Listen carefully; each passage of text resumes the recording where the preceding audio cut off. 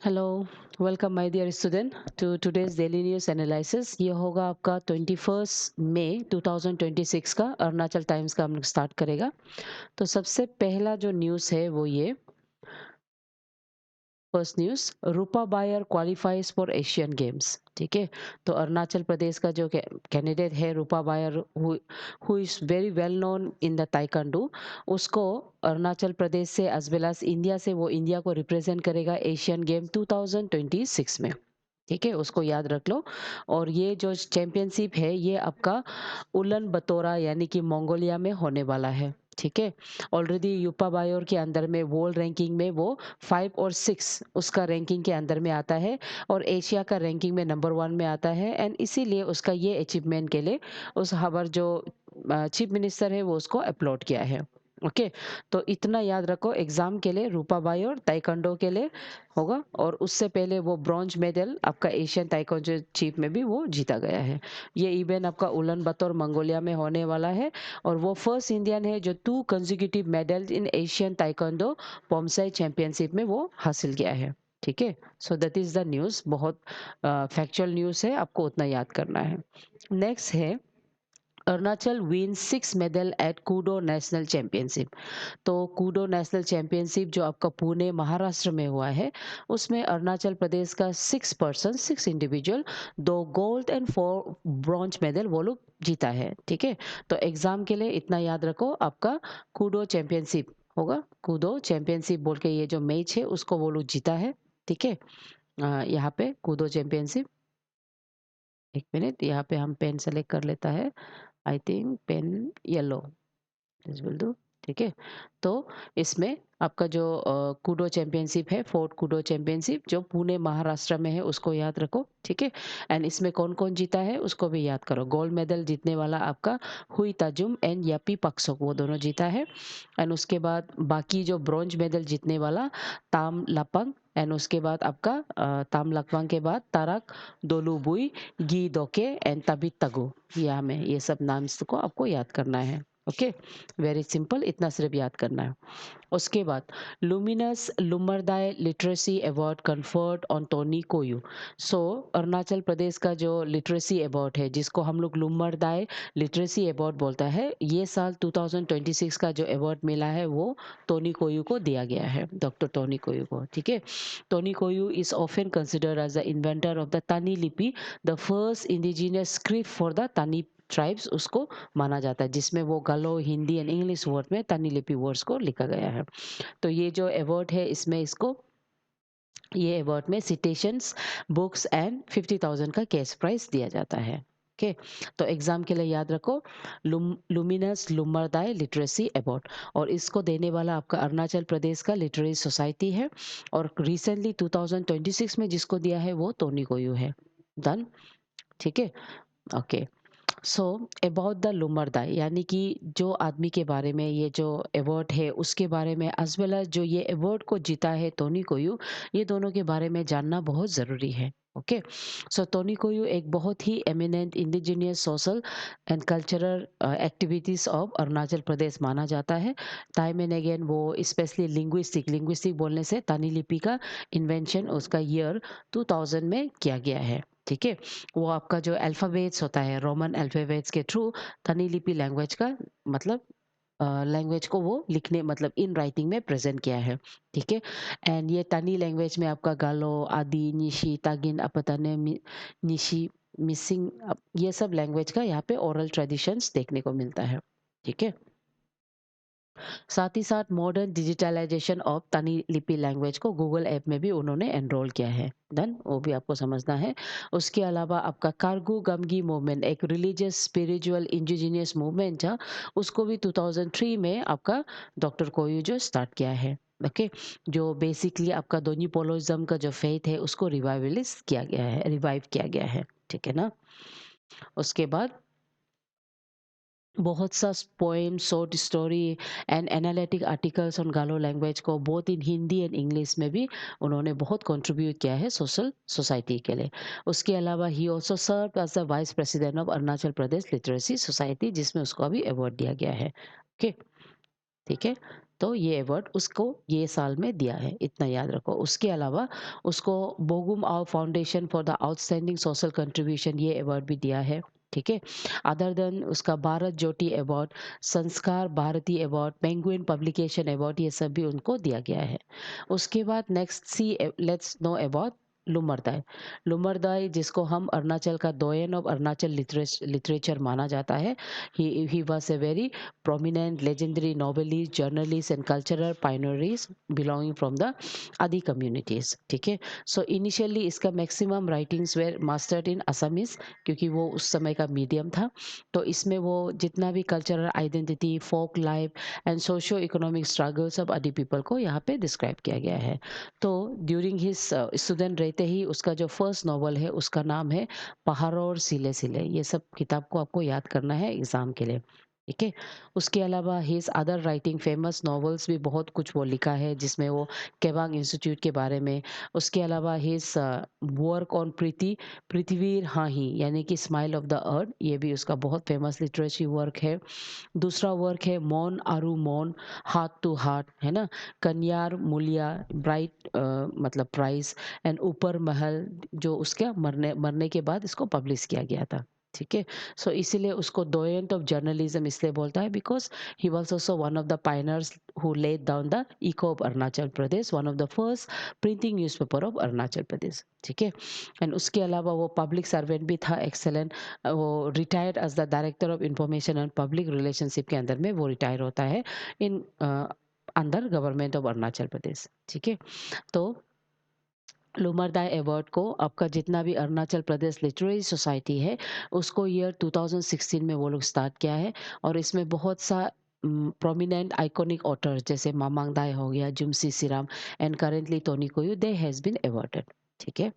Next, demographic strength gives BRICS country an opportunity to shape future at work. Okay, so currently today BRICS youth entrepreneurship working group meeting हो रहा है आपका इंदौर मध्य प्रदेश में। इसको याद करो, ठीक है। ब्रिक्स का यूथ एंटरटेनमेंट प्रोग्राम कहाँ हो रहा है, ये फैक्चुअल क्वेश्चंस एपीएसएसबी लोग में पूछा जा सकता है। तो वो आपका इंदौर मध्य प्रदेश में हो रहा है, ठीक है। तो इसमें जितना भी आपका union minister of state for the youth affairs end of sports है, वो लोग फॉर्मली ये प्रोग्राम में मतलब प्रेजेंट कर रहा है। डन, इतना याद रखो, ठीक है। और इस बार का थीम क्या है, building for resilience, innovations, corporations and sustainability. This is the team event of the BRICS youth entrepreneurship meeting, ठीक है, इतना याद रखता है।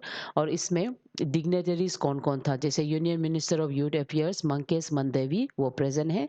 Union minister of the state जैसे कि आपका रक्षा निखिल कटकेस, वो लोग सब। तो इसमें इंडियन माइलस्टोन स्टार्टअप्स के बारे में रिवील किया गया है। उसके बाद आपका जो dedicated events from local innovation to global impact, इसके अंदर में यूथ को एज ए स्टार्टअप इकोनॉमी के अंदर में डिस्कस किया गया है। Okay, so BRICS economy basically 50% of the aggregate population of the BRICS summit को वो शो करता है। ऑलमोस्ट 65% ऑफ इंडिया का population under the age of 35 जो ब्रिक्स का डेमोग्राफिक डिवाइडेंड के अंदर में शो किया जाता है। Okay, done. सो कॉम्पोजिशन में करेंटली इसका एक्सटेंडेड 11 एक्सटेंडेड मेंबर्स यहाँ पे ज्वाइन हुआ है, जैसे Brazil, Russia, India, China, South Africa, Egypt, Ethiopia, Iran, Saudi Arabia, उसके बाद आपका इंडोनेशिया एंड यूएई यानी कि यूनाइटेड अरब एमिरेट्स, ठीक है। तो अभी एग्जाम फॉर्मेट में ये कैसे डेवलप हुआ है, ये फैक्चुअल डाटा सबको जानना जरूरी है। तो सबसे पहले 1998 में इसका कंसेप्चुअल रूट रशियन का फॉरेन मिनिस्टर येवजेनी प्रिमोकोव वो उसको स्टैब्लिश किया गया था। उसके बाद में द वर्ड ब्रिक, ये ब्रिक वर्ड को देने वाला 2001 में आपका जिम ओ एन एल जो कि एक ग्लोबल इकोनॉमिक पेपर में इसको वो छापा गया था। तो इसी से आइडिया लेके आगे जाके Brazil, Russia, India and China वो लोग फोकस करता है to become a dominant in the global economy by 2050, ठीक है। सो फर्स्ट मीटिंग इसका होता है आपका येकेटेरिनबर्ग रशिया में, ठीक है। वहां पे रशिया में इसका फर्स्ट मीटिंग होके इसको first formal BRICS summit meeting बोल के 2006 में तो स्टार्ट करता है, लेकिन पहला मीटिंग 2019 में किया जाता है। ओके, हो जाएगा। उसके बाद 2010 से 11 इसका एक्सपेंशन होता है। 2010 में आपका साउथ अफ्रीका आ जाता है, इसलिए ब्रिक्स बोल के लास्ट का जो अल्फ़ाबेट है एस, इसको इंक्लूड किया जाता है। ओके, एंड उसके बाद अभी करंटली इसमें इसके अंदर में 2024 में, सॉरी 2014 में आपका जो फोर्टिज़ेल समिट जो है ब्राज़ील में जो हुआ है, इसमें न्यू डेवलपमेंट बैंक्स खोला गया है specially for the BRICS nation, ताकि वो उसको access and financial aid provide करे। ठीक है, तो मैसिवली अब एज ऑफ 2024 में ब्रिक्स प्लस हो गया है। इसमें न्यू न्यू मल्टी नेशंस का इंक्लूजन हुआ है, जैसे इजिप्ट, इथियोपिया, ईरान, यूएई का। ठीक है, they have completely join the membership. Done. उसके अलावा एज ऑफ 2025 में आपका जो इंडोनेशिया है, वो लोग भी फुल मेंबरशिप के अंदर में इंटीग्रेट कर दिया है। एंड 2026 का जो प्रेसिडेंसी होता है ना, ब्रिक्स का जो हेडक्वार्टर पर्टिकुलर में हेडक्वार्टर नहीं है, बल्कि इसका हेडक्वार्टर रोटेशन फॉर्म में दिया जाता है। So as of now for the year 2026 का जो प्रेसिडेंसी है, इसको इंडिया होल्ड कर रहा है। ठीक है, सो इसीलिए such type of innovation India में हो रहा है। तो अभी हम लोग एमसीक्यू में देखेगा, Rupa Bayor qualifies for Asian Games. So इससे related, with reference to sports in India, athlete Rupa Bayor is associated with which of the following disciplines. तो वो ताइक्वांडो से रिलेटेड है। ठीक है, उसके बाद सेकंड क्वेश्चन रहेगा, consider the following statement regarding the 2026 Asian taekwondo से related. The championship was hosted in Ulaanbaatar, Mongolia.